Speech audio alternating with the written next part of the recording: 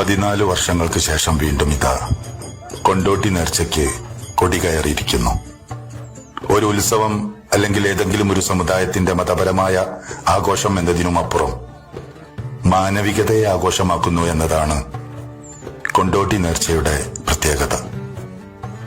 തന്റെ ആത്മീയ ഗുരുക്കന്മാരായ ഗൗസുൽ ആലം ഷെയ്ഖ് മുഹിയുദ്ദീൻ അബ്ദുൽ ഖാദർ ജീലാനി തങ്ങളുടെയും ഖാജ മൊയ്നുദ്ദീൻ അജ്മീരി ചിസ്തി തങ്ങളുടെയും പേരിൽ മുഹമ്മദ് ഷാ തങ്ങൾ നടത്തിയ ഖത്തം ഫാത്തിഹയാണ് പിന്നീട് കൊണ്ടോട്ടി നേർച്ചയായി രൂപാന്തരപ്പെട്ടത്. പൗത്രൻ അബ്ദിയ ഷായുടെ കാലം മുതൽ പിന്നീട് നേർച്ച ജനകീയമായി മാറി. 1687 ബോംബെയിൽ ജനിച്ച മുഹമ്മദ് ഷാ തങ്ങൾ 1717 കൊണ്ടോട്ടിയിലെത്തുന്നത്.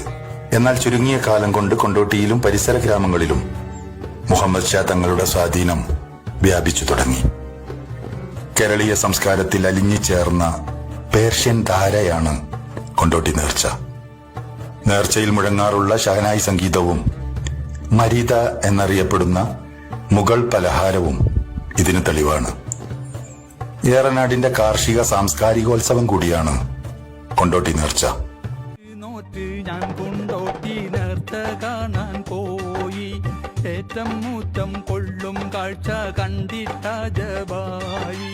പാട്ടും തലമുറകളായി പടുത്തുയർത്തിയ ഈ കൂട്ടായ്മയിൽ ജാതി മതത്തിന്റെ വേലിക്കെട്ടുകളില്ല. തക്കിയാക്കലിൽ നിന്ന് അരച്ച ചന്ദനം പ്രത്യേക കുടങ്ങളിലാക്കി കുബ്ബയിൽ കൊണ്ടുവരുന്ന ചന്ദനമെടുക്കൽ എന്ന കർമ്മത്തോടെ നേർച്ച കൊടിയിറുന്നു. ലോകസമാധാനത്തിനു വേണ്ടിയുള്ള ദുആയെ അമാൻ പ്രാർത്ഥനയോടെ നേർച്ച സമാപിക്കും.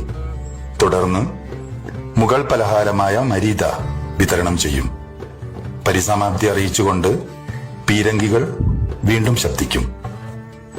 കൊണ്ടോട്ടിയുടെ ചരിത്രമുറങ്ങുന്ന കുടീരമാണ് കുബ്ബ. പേർഷ്യൻ ശില്പകലയിലുള്ള കേരളത്തിലെ ആദ്യത്തെ ചരിത്ര സ്മാരകം കൂടിയാണിത്.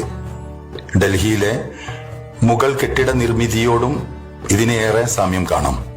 കൊണ്ടോട്ടിയുടെ സ്ഥാപകനായ ഹസ്രത്ത് ഷെയ്ഖ് മുഹമ്മദ് ഷാ ചിസ്തി തങ്ങളുടെ മക്ബറയായ ഈ സ്മാരകം 2 നൂറ്റാണ്ടിലേറെയായി നിലകൊള്ളുന്നു.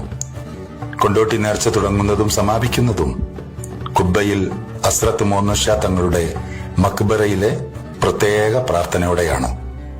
നേർച്ചയുടെ ഭാഗമായി വിവിധ ദേശങ്ങളിൽ നിന്ന് വരുന്ന പെട്ടിവരവുകൾ ഇവിടെയാണ് കാണിക്കയായി വെക്കാറുള്ളത്.